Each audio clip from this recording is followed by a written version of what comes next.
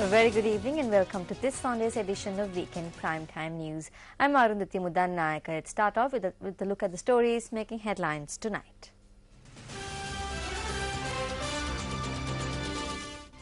The Lanka Private Bus Owners Association states that bus operations will be suspended from midnight. The Minister of Private Transport Services states that relief will be granted to private bus operators from tomorrow. Commonwealth officials say that they will hold urgent talks on the crisis in Maldives. And pop icon Whitney Houston dies at the age of 48. Now the stories in detail. Many factions are objecting to the increase in fuel prices. Private bus owners are preparing to demonstrate against this by stopping the operation of bus services. Bus associations state that they will engage in this strike action from midnight. The Lanka Private Bus Owners Association stated that they could not bear the increase in fuel prices. We have been made to arrive at a decision, not a bus strike. We simply cannot continue to operate buses because we cannot afford diesel. We cannot afford diesel at this price. So as of this moment, about 75% of bus services have stopped operating. From midnight today, we are unable to operate bus services in all areas across the island. Meanwhile, the General Secretary of the All Island Private Bus Operators Federation, Ajanta Priyanjit, said that their federation would continue to operate bus services.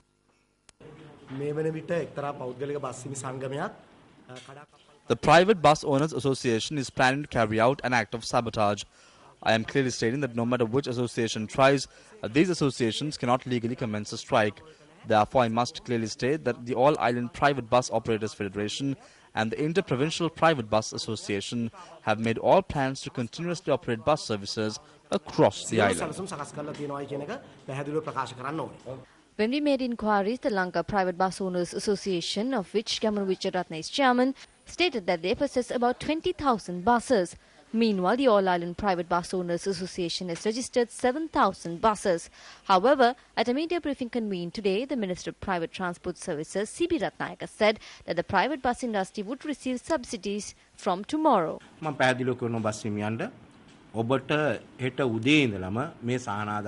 am clearly telling the private bus owners that they can obtain this subsidy from tomorrow without a problem. If they are licensed with the National Transport Commission and the Passenger Transport Authority, they can obtain this subsidy.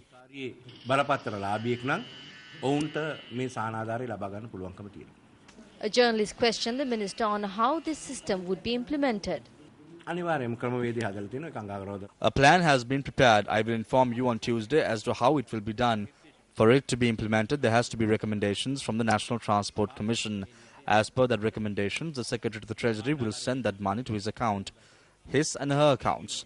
There are male and female bus owners, so we can give them this opportunity.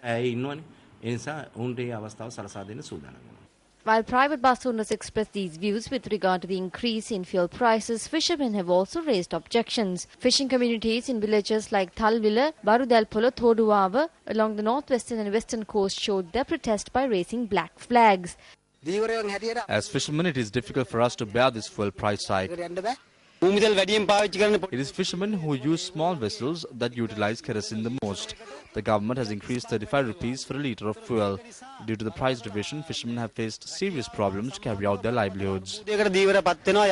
Fishermen in Kudapadu and Nigambo state that they will not set out to sea until fuel prices are reduced. Fishermen along the coast from Nigambo, Kalpitia to Mana engaged in trade union action. They have increased the price by 55 rupees. We don't need any subsidy. We want this to be removed. We have no way of living. This must be stopped. If not, we will continue our protest and die here. If there is no solution to this, I swear we will take to the streets with our families. Furthermore, fishermen carried out a protest by obstructing the Athulkala-Kochikade main road in Nigambo. The demonstrators burnt tires in protest against the fuel price hike.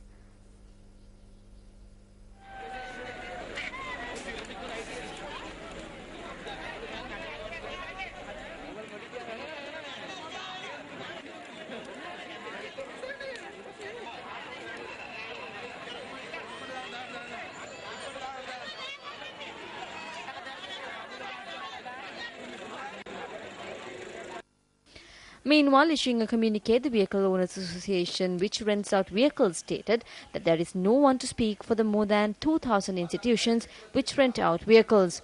The association states that the jobs of drivers, mechanics and office workers who are dependent on this business will also be affected through this. Despite widespread protest against the increase in fuel prices, the Ceylon Petroleum Corporation issued a communique yesterday which stated that even though prices had been increased, the government would still be incurring a considerable loss. The communique issued by the CPC yesterday also states that the government and the CPC had incurred massive losses while providing fuel at subsidized rates to consumers and industries as prices continue to rise in the international market over a long period.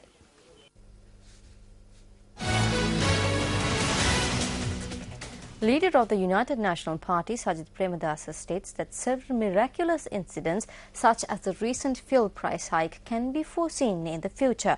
Premadasa expressed this view at a function held in the Anamadu area today.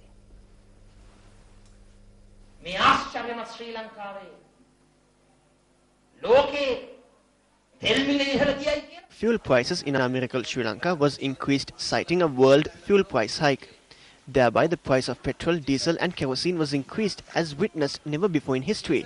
This is an amusing, miraculous price calculation. Is this miraculous Sri Lanka? I foresee many such miraculous incidents occurring in the future. Gas prices will also increase.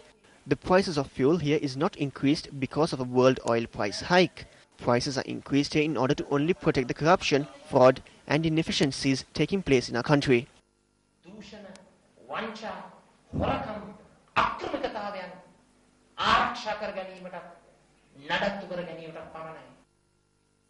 A financial donation was presented under the Sasunata Aruna program for the renovation activities of the Kotala Kemiyawa Abhinavarama Sri Samadhi Vihara in Anamaduwa. A financial donation was also presented by parliamentarian Sajid Premadasa to obtain sports equipment for the Simalagas Hena Government School. Those were the views expressed by the Deputy Leader of the United National Party, Sajid Premadasa.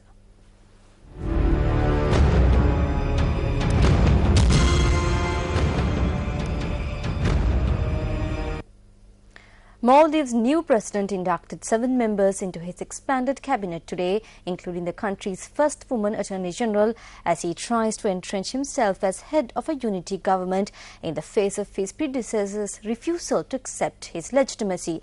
Now, according to a reporter on location, Ramesh Irgobandara, the new ministers in President Wahid Hassan's cabinet were drawn from different political parties. 6 new ministers and the first female Attorney General of the Maldives were sworn in today before the new President Mohammad Wahid.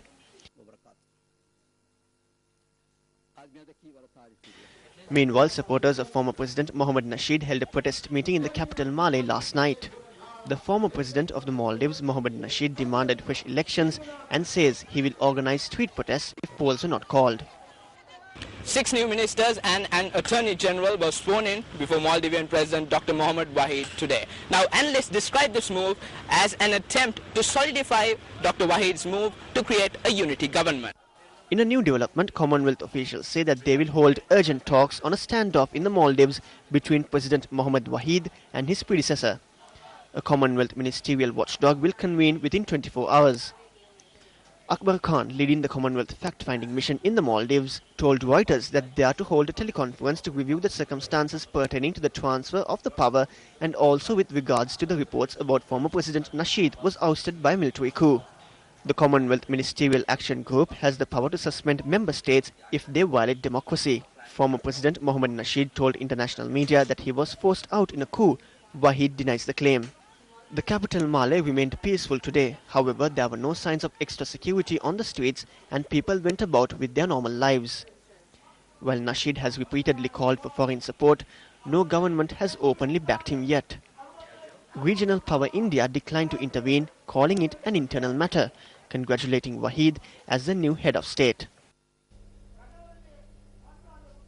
Joining us live via Skype now is News First Ramesh Irugalbandara from the Maldivian capital, Male. Now, Ramesh, can you tell us some of the latest developments that are taking place in the Maldives? Well, Anudhya, as I said before, 6 new ministers and an attorney general were sworn in today. Now, speaking at the occasion, Maldivian President Dr. Wahid highlighted that a key responsibility of the new national unity government is to promote the economic and social well-being of the Maldivian people. He added that Maldives is an independent nation which is willing to accept help from the international community, but noted that it is ultimately up to the Maldivians to find their own solutions.